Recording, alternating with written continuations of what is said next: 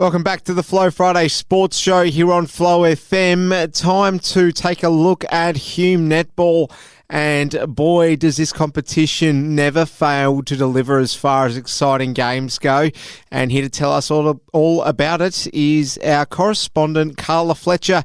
Carla, good to be with you again. How are you? I'm well, Alice, and you? Not doing badly, and I'll tell you what a round of action we had in round 4 on the weekend just gone. Some really exciting games, Carla. You must have been loving it. Yeah, look, it was definitely a weekend of surprises, and as you said, some really close games. And look, the weather played a little bit of havoc for some teams. It was just cold and wet weekend of netball, basically. So it'll be interesting. The next couple of weeks are looking like they're going to be some hot rounds. So, yeah, this is the first one, I think, of a few to follow. Well, we have to start with how long in their battle against Jindera.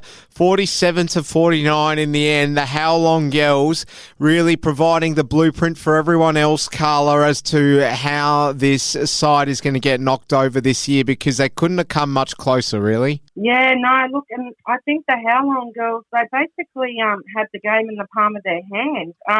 They were up 38-32 at three-quarter time. And they had their annual Odd Socks Day where everyone got to wear odd socks and raise money for Headspace in Albury-Wodonga in memory of one of their past players, Amy Kohler. And look, it was a great day despite the weather, and Jindera really participated well in the day. And look, the game itself couldn't have been more tightly contested. And I think the How Long Girls, they had it, but Jindera just came out firing in that last quarter, and they were led really well by Taylor Vogel to snatch the 2 points in a nail-biter of a finish. There we have it. Well, on the other side of the ledger, not so much of a great result for the Brocklesby Burrumbuttock Saints girls.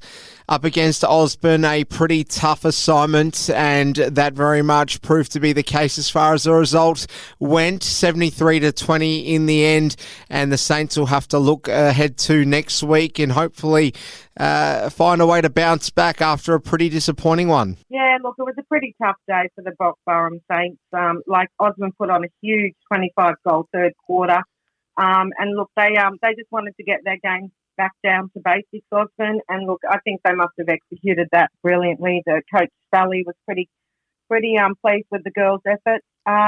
Look, they nearly managed to get through the game, but it actually bucketed down rain in the last 10 minutes. So, everyone would have had to change their game plan and attack for the remainder of the game. But the Osborne girls just made it a little bit hard for the Saints girls to get the ball into the shooters. Osborne's Grace Kennedy stepped up from B grade and played a really good game in goal defence in the second half. And the coach, Sally Hunter, she actually won the Players Player Award with wing defence Abby O'Connell getting the Coaches Award, with the Saints Award winners going to Michaela Trevethan, Liz Ellis and Brittany Williams. Well, just about everywhere else you look across the division, Carla, we had close games. So Culcairn up against Murray Magpies, 41-36, the way of the home side. Culcairn getting the points. How did you see this game? Yeah, well, as you know, as we've said, the Magpies have had a pretty great start to the season, and look, they just suffered their first loss on the weekend to a pretty strong performance by the Culcairn team. It was pretty windy and wet at Culcairn. It was a tightly contested game, and the Magpies girls, they really had to play a really tough mental game, and and that's what happens. You've got to deal with your losses as well as your wins. Best players for the Magpies were Danny Whitehead and Kira Nicholson, while Culcairn's Olivia Brunner was best on court in goal attack, and Emily Pinnock at wing defence and Claudia Grogan in wing defence and goal defence took out the other awards for Culcairn. Moving along and looking at Holbrook in their game against the Billabong Crows. What a exciting one this one would have been, going all the way down to the wire. 34-36, the Crows' way in the end, but a very encouraging performance by all accounts from Holbrook and their supporters, Carla. Yeah, look, the Crows girls played a really strong game for the first three quarters, and their defenders really fought hard to make some turnovers. And look, the Crows shooters rewarded the team through the ring. But look, Holbrook then won the game in the last quarter. But then the Crows kind of managed to hold off the late surge and take home the 4 points. Best on for the Crows went to their ever-reliable goal defence, Brooke Davies, who worked really hard all day, and Ella Morley in goalkeeper did a great job on a tall shooter for Holbrook. And Holbrook's Claire Marriott was best on court, with Liv Stewart and Jess Rowe taking home their other awards. So, yeah, it was a great performance. It would have been a great game to watch. CDHBU getting the better of Henty 44-30. What were your takeaways from this one, Carla? Look, they both contested the game really tightly in the first quarter, and there was only 2 goals in it at half-time. But, look, the CDHBU girls, look, they just stepped up in the last half and pulled away for, a pretty convincing win there. It was only 6 goals, but, they're really starting to play some nice netball. CDHBU best players were Courtney Haig in goalkeeper, Kath Wood in centre, and young Tamir Richardson in goal attack. She's playing some fantastic netball, and Mel Wetton and Rachel Turley took home the Henty Award.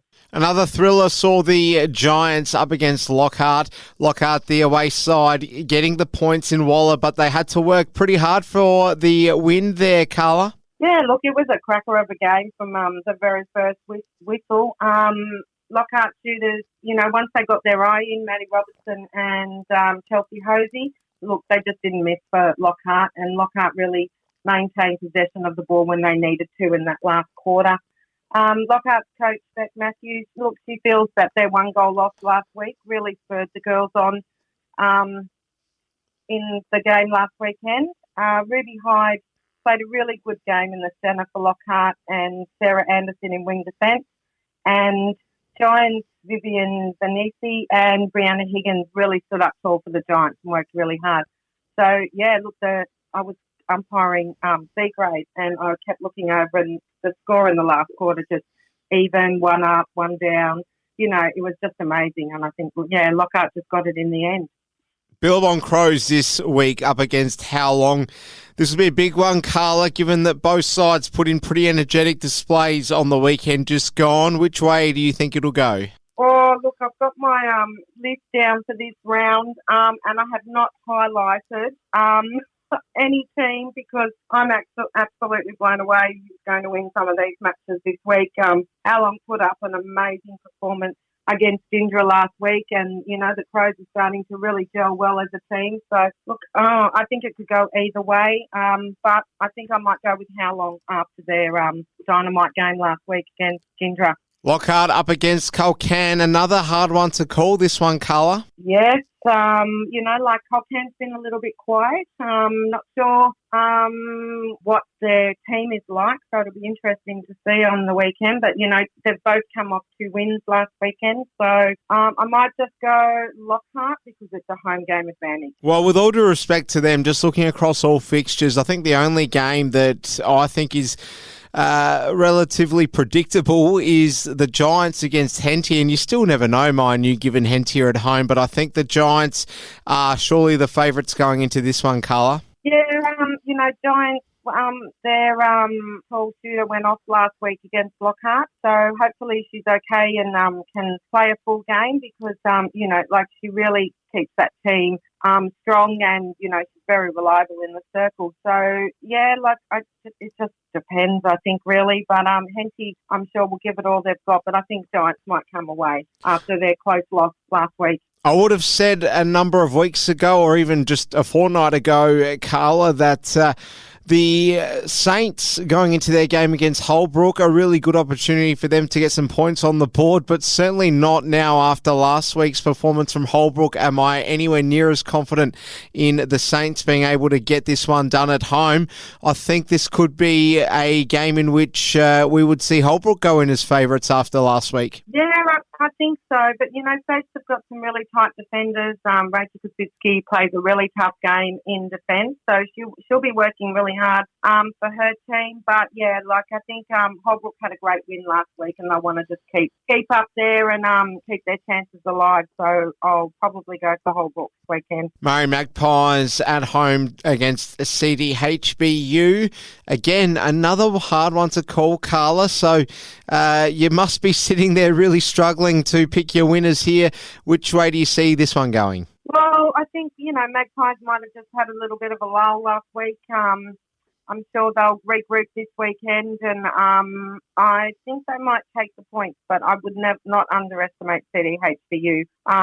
They're really starting to play really well as a team, and they've got some nice youngsters coming up there. So, you never know, but I think Magpies might just get away with the points. Carla, I've almost got to say, I mean, there's really no doubt about what the game of the round is this week. That's the grand final rematch, Jindera up against Osborne.